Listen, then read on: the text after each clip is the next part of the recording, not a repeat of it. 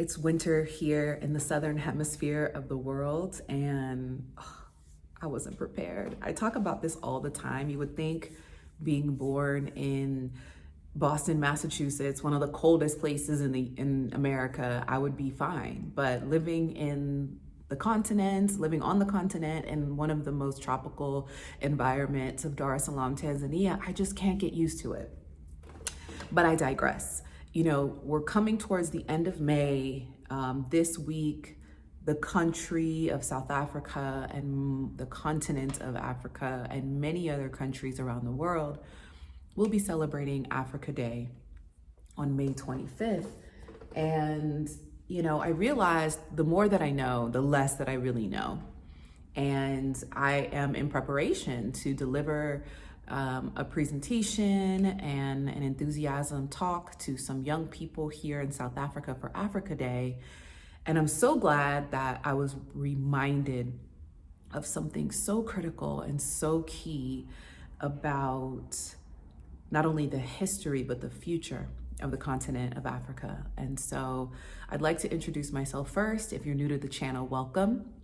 I'm Ashley, and on my channel, Ashley in Africa, I talk about my experience of living and doing business here on the continent of Africa. I currently live in Johannesburg, South Africa, my second African country here on the continent, and I love it. Life is great, life is incredible, and I'm so grateful. I'm also the founder of the Afrika Investors Academy, a community of entrepreneurs, aspiring entrepreneurs and investors who are interested in building wealth here on the continent, building their businesses and expanding their investments to invest here on the continent of Africa. So if this content resonates with you, please be sure to like it and share it with someone else who would find value in it as well. And I hope you're subscribed to the channel because yes, we are totally growing. And so, yes, I was reminded about, the state of our mindset around the things that we believe and the things that we celebrate. And, I listened on a talk of some present day ancestors really speaking about the history of Afrika Day and why it's something that they choose not to celebrate.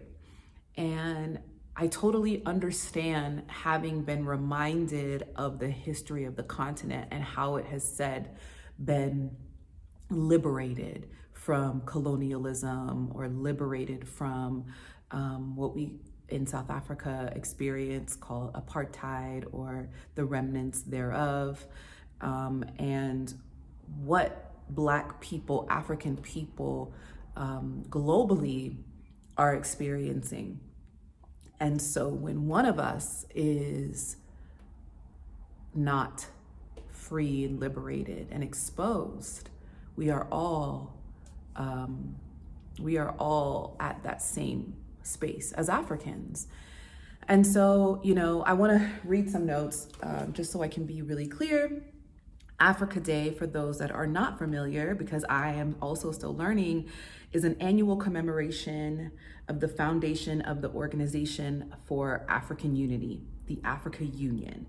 And this was on May 25th, 1963. It is celebrated in various countries around the world, as well as predominantly celebrated on the African continent. And so on this day where the organization of the African Union happened, there were many countries that seemed to be liberated prior to this formation of the African Union. The liberation of Ghana, the independence of South Africa, the independence of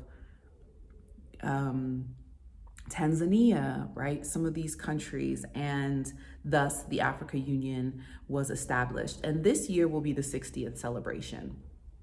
And as I was listening to my ancestor this morning, he spoke about the fact that, these liberations were simply celebrations of a new system.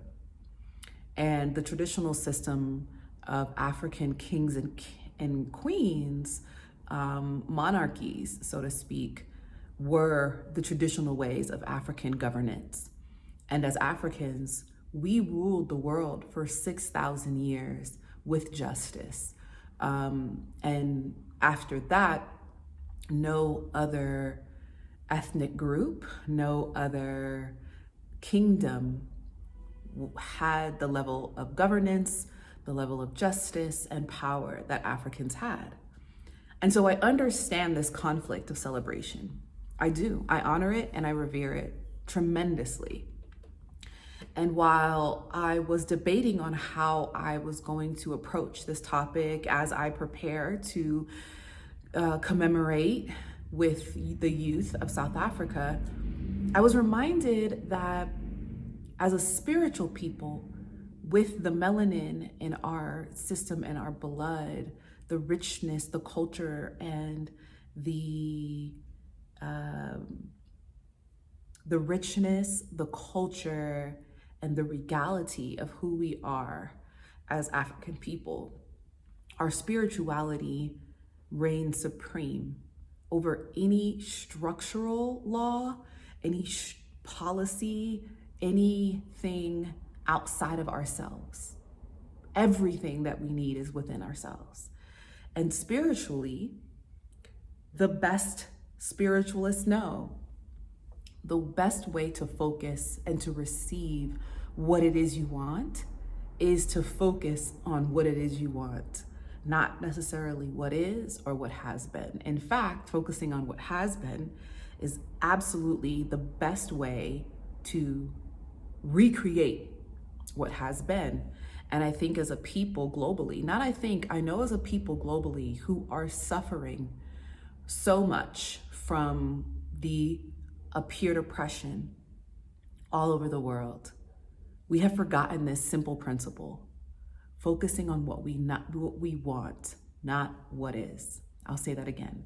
Focusing on what we want, not on what is. And so that's what I plan to lead into the conversation with our youth this week, is not on what was, but what we want as a nation, what we want as a continent, and what we want as a globalized, melanated African people. What we want is our power. What we have is our power.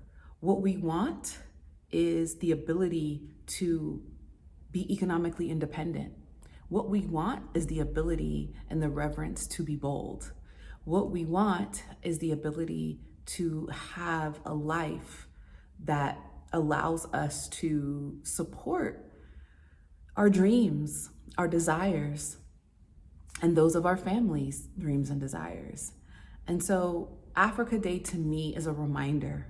It's a reminder from our ancestors, living and passed on, to remember to focus on the things that we want.